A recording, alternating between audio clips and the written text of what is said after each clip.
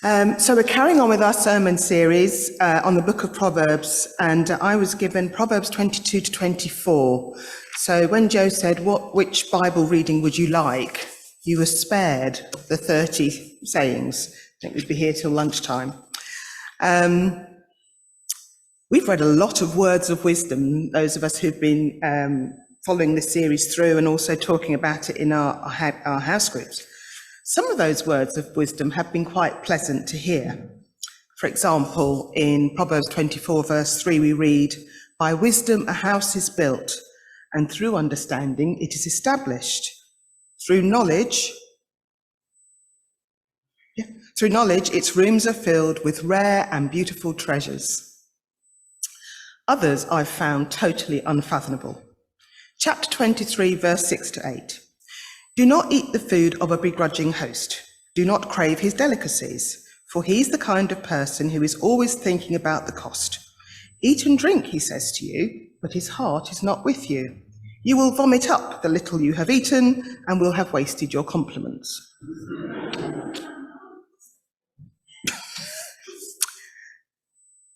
I'm a little bit wisdomed out, to be honest.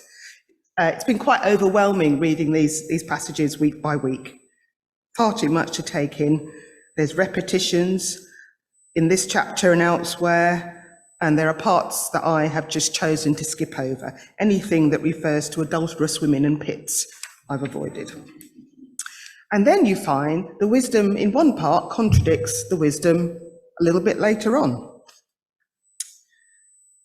I know the book of Proverbs must be very important, otherwise it wouldn't be in the Old Testament. And we started off right at the beginning, as a reminder, in chapter 2, verse 4, about the gift of wisdom being precious, being treasure, worth more than gold or silver. But with all this wisdom in one place, how do we discern what we should do and what we should follow? So far this year, I've been using the verse of the day section on the YouVersion Bible app that some people have on their phones. And as well as the verse of the day, you now get an explanation or a commentary of that particular verse. And about 10 days ago, the Bible verse was from Proverbs 22. Providence, I thought. So this was the written commentary that went with the verse. "The book of Proverbs is full of wise sayings and instructions for living. We can turn to Proverbs to learn more about God and how we can live in wisdom. However, the truths that we are reading in Proverbs are not promises. That's not how wisdom works. Instead, a proverb is a principle for living that guides us towards what is right and good. And Proverbs 22 is full of these principles." And that's one of the reasons I asked Joe to read the Bible reading in two versions, because in the Message version, which I tend to go to help with my understanding, it talks about principles. And that kind of set me then on the path to the sermon for this morning. And I hope that the words will resonate for us today. I'm not sure how many of you are here last week or have had the opportunity to listen to Lynn's sermon that she brought to us. But I have been cogitating since then about if any of these principles for us as a church relate to what she was saying about understanding and knowing what is precious to us that we may need to let go of in the hope of finding something else that is more precious. So with that in mind, we turn to the 30 sayings listed in chapters 22 and 23.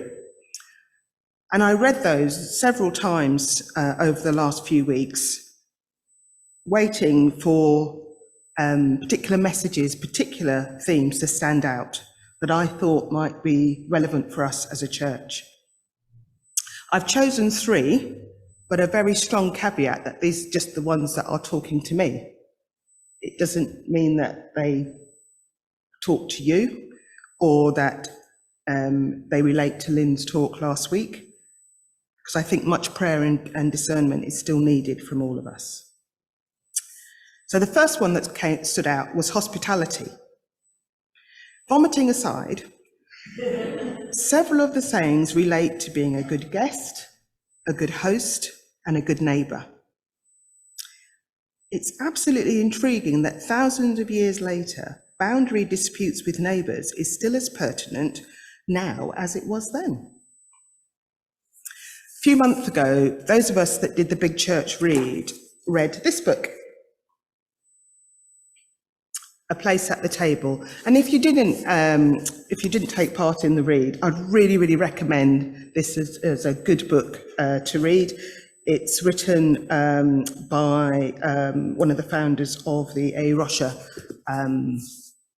movement, who sadly had died by the time the book was published, and her daughter has taken her initial inputs and created the book, but I'd really, really recommend this.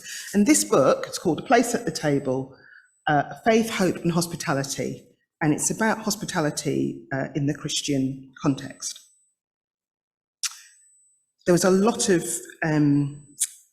chimed with me reading those 30 sayings that came out in this book. It's important to be generous and hospitable. It's not about the food that is offered. Baked beans on toast can be just as satisfying as a banquet if offered in the spirit of love. Some of us remember the mission that we had at this church many years ago now of tea and toast. You can't get more simple than that to offer people. And yet that was such a blessing to our town and to our church. Eating together with others, whether they share our faith or not, and in Jesus's way of working, it was almost more important to share meals with people who were not like us. Is an act of blessing. Jesus had no qualms on this front, and he faced much criticism for deliberately eating with those that were seen to be outside the norms at the time. And that made me think, and I challenge us this morning, which groups, sorry, my grammar's gone out the window, which are the groups for which that is pertinent today? Who are the people that are outside of our norm that we would feel uncomfortable with? How, as a church, do we set a table where all are welcome? Whether that is a physical table with a shared meal, or seeing ourselves as a table, a place of offering and gathering. Next theme that stood out to me was around skills and gifts. Last week I got a chance to catch up on a special edition of The Repair Shop, which was celebrating 75 years of the NHS. And as ever, I watched in awe and wonder as the artisans brought items belonging to NHS staff, and in one case, a food trolley that was used on the wards, back to life. Just sat there for however long the programme goes on going. Chapter 22, verse 29 in the Message version reads, "Observe people who are good at their work. Skilled workers are always in demand and admired." And I didn't know what the notices were going to be, and I smiled particularly when the notices weren't there. But most Sundays, and today was no different, there is a call for helpers in various aspects of the work that we do here in this church. Volunteers to help for children's activities. There's a WhatsApp group for helpers for junior church. And I think about yesterday afternoon, I think it started. I'm just looking at Lisa to check. Is there anybody around who can help with so-and-so? Well, I can't do this one, but I can do that one. Oh, great. If you do that one, I'll do this one. It happens every week. Working in the church garden, preparing for the Tring Carnival, so on and so on. One of the things we choose to do differently here is to have a treasury box, which makes us think of all the gifts that we have to offer, not just the money, but our time and our talents. So are you sitting on skills or abilities that we need to conduct God's mission? Are you perhaps waiting for someone else to do it? Do you know what it is? If not, ask. Quite often, when someone asks me to do something, my mind immediately goes to what I can't do or why I can't do it. No one has asked me to join the music group, but I know I can't join the music group because, unlike Kevin, I don't think I got beyond grade 2 in recorder, and my singing voice is purely for the shower. But if we turn that on our heads, and this is something I do a lot at work when I coach people, let's start with what you can do. What can you do? What do you have to offer? Because if we don't know that it's there to offer, you don't know whether it's to meet the need. And it might be that whatever you have to offer, those skills and ability, it's not the right season at the moment, but that season might come. So if we know that those skills are there, those abilities are there, it's a really good start on moving forward God's kingdom and focusing on what it is that he needs to do. So a takeaway from this morning is just be open to hearing and listening for what those needs are versus the skills and abilities that we have. And then my third theme is picked up later in chapter 23, the first part of verse 4. Do not wear yourself out to get rich. Do not trust your own cleverness. At the start of High Street Prayers on Friday, we looked at this verse and then thought about how it compares to what God has to say and Jesus has to say about success. It's really relevant for reading through Proverbs. There's so much there about wisdom. But is that the same as cleverness? The push here is do not trust in your own cleverness.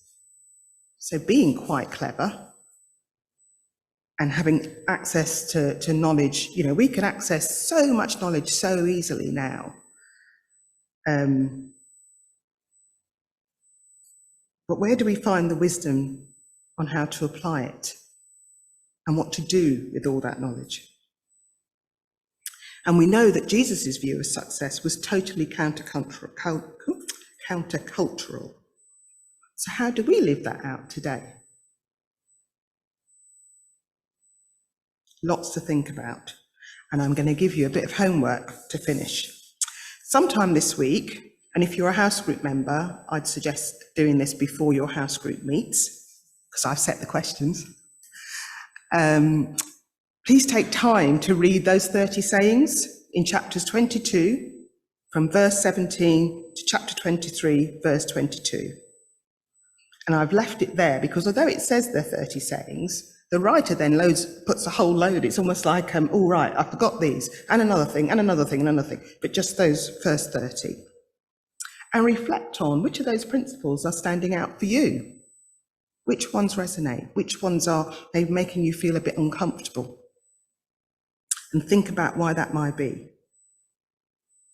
And is there a connection there between what's there in Proverbs, in those 30 sayings, with those principles around where God is calling us as a church to be and where he's calling each of us as individuals?